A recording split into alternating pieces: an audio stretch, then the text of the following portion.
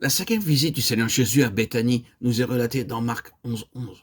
Après sa résurrection, en l'espace de 40 jours, le Seigneur Jésus apparut 10 fois à ses disciples, c'est-à-dire 5 fois le jour de Pâques et 5 fois entre le second jour après sa résurrection et le jour de l'Ascension. Dans ces 10 apparitions se trouve le décuple secret de la puissance de sa résurrection, mais ceci fait l'objet d'une autre étude. Nous voyons notre Seigneur venir à Béthanie en 8 occasions dans ce chapitre de Marc 11:11, et pas à pas leur exposer comment, en tant que croyants, ils peuvent jouir d'une vie triomphante, d'un heureux foyer et d'une église vivante. Après qu'il eut considéré l'état du temple, notre Seigneur retourna à Béthanie. Ce jour-là, il avait vu ce qui se pratiquait dans Jérusalem dans le temple et parmi les serviteurs de Dieu et les autres. Avant qu'il laisse éclater sa colère contre eux, il revint à Béthanie pour partager son fardeau avec ceux qui étaient là. Comme dans Genèse 18, 17 à 22, lorsque Dieu apparut à Abraham avant qu'il détruisit Sodome et Gomorrhe, disant « Comment pourrais-je cacher ce grand secret à mon serviteur Abraham, puisqu'il est mon ami ?» Le Seigneur alla de la même manière à Béthanie pour partager son fardeau avec ses amis. À Jérusalem, il avait vu de ses propres yeux ce qui se passait dans le temple. Marc 11, 17. Il avait dit ouvertement que c'était devenu une caverne de voleurs. Tel était l'état de la ville.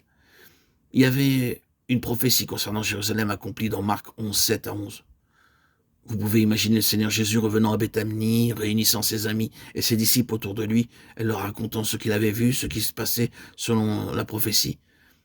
Il partageait avec eux ce qu'il avait vu et ce qu'il allait faire. Alors que nous croissons spirituellement, nous commençons à réaliser ce que signifie l'association avec le Seigneur. Nous devons parvenir à une certaine mesure de maturité en vue de porter les fardeaux les uns des autres. Tout comme était la condition du peuple au jour de Malachie 1, 6, 7, elle était alors. Et comme le Seigneur allait ça et là avec ses disciples, il pouvait voir les prêtres offrant des sacrifices souillés.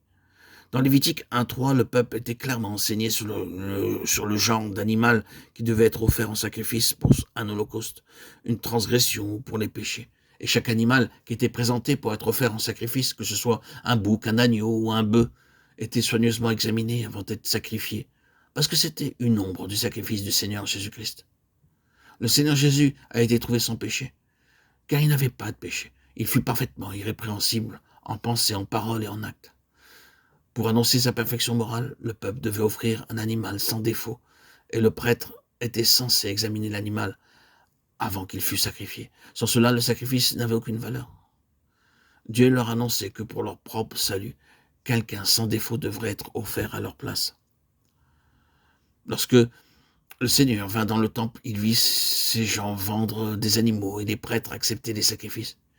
Il vit des animaux boiteux, malades et aveugles vendus et acceptés par les prêtres. Si ces prêtres n'avaient pas été soudoyés, ils n'auraient pas accepté du peuple de tels animaux. Même de nos jours, nous voyons la corruption se répandre partout. Les prêtres étaient soudoyés par les marchands qui apportaient les animaux. Ils travaillaient tous ensemble dans ce commerce et offraient comme sacrifice des animaux malades et tarés qui étaient acceptés par les prêtres. Ce jour-là, le Seigneur Jésus vit ces choses-là. Il vit ces choses lui-même avec ses disciples.